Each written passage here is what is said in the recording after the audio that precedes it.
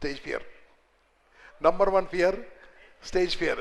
ఇప్పుడు stage fear వెళ్తే అన్ని ఫియర్లు వెళ్ళినట్టే కదా. గట్టిగా తీసేద్దామా గట్టిగా.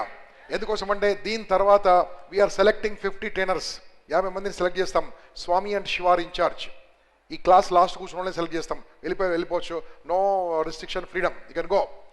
రైట్. ఇప్పుడు నేను చెప్తున్నాను, మరి ప్రాబ్లం ఏంటి? నేను రమ్మన్నప్పుడు అందరు రావచ్చు కదా, 3 రోజులు ఉన్నారు కదా. లక్కీగా చీఫ్ గెస్ట్ ఎవరు లేరు కాబట్టి నేను హ్యాపీగా మాట్లాడాను. లేదంటే వాళ్ళు ఏం చెప్పినావా గంప, మా టైం అంతా వేస్ట్ చేసామంటున్నారు, మా డబ్బులను వేస్ట్ చేసామంటారు. నేను ఒక విషయం అడుగుతానన్నా, నాకు గట్టిగా జవాబు చెప్పండి, ఎందుకు స్టేజ్ మీదకి రావట్లే? Yeah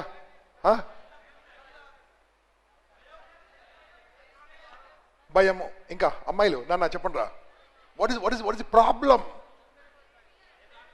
fear. ఇంకా వాళ్ళేమనుకుంటారు? అలవాట్లేదు. ఏమన్నా అలవాటు ఉంటుందా? పెళ్ళి అయితే అన్ని కరెక్ట్ సెట్ అవుతుంది. ఒక్క విషయం చెప్తాను వినండి, ఏమనుకుంటారో నేనే చెప్పేస్తాను, టైం ఎక్కువ లేదు కాబట్టి. నంబర్ 1, ఇంత బతికి ఇన్నేళ్ళ బతికి ఇంత ఇజ్జత్ మెయింటైన్ చేసి ఈరోజు స్టేజ్ మీదకి వెళ్తే ఇంతమంది ముంగడ నేను కరెక్ట్ మాట్లాడకుంటే అందరు నవ్వుకుంటే నా ఇజ్జత్ పోతుందేమో. ఉంటే కదా పోయేది. హైదరాబాద్ లాంగ్వేజ్లో వస్తుంది ఇది, హైదరాబాద్ యాసలో. ఇంత జీవితము ఇన్ని ఏండ్లు జీవించి ఈరోజు స్టేజ్ పైకి వెళ్తే అందరూ నన్ను వ్యతిరేకిస్తారేమో, నవ్వుతారేమో, నన్ను అవమానపరుస్తారేమో, నన్ను మాట అంటారేమో, నన్ను ఏమంటారో వాళ్ళు నన్ను ఏమంటారో కాబట్టి నేను ఇలా మాట్లాడా. ఎప్పుడు మాట్లాడతా? నాకు ఓ రోజు వస్తుంది. ఏక్ దిన్ మై హోంగా కామయాబ్, హమ్ హోంగే కామయాబ్. గట్టిగా పాలే, హమ్ హోంగే కామయాబ్.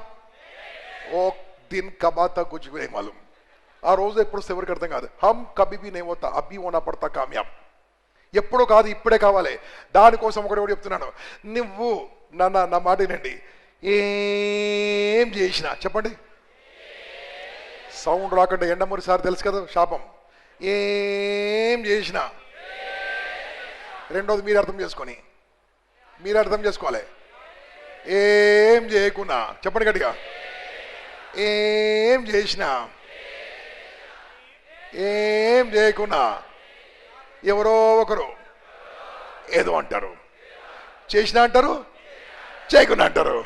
చేసినా అంటారు, చేయకున్నా అంటారు.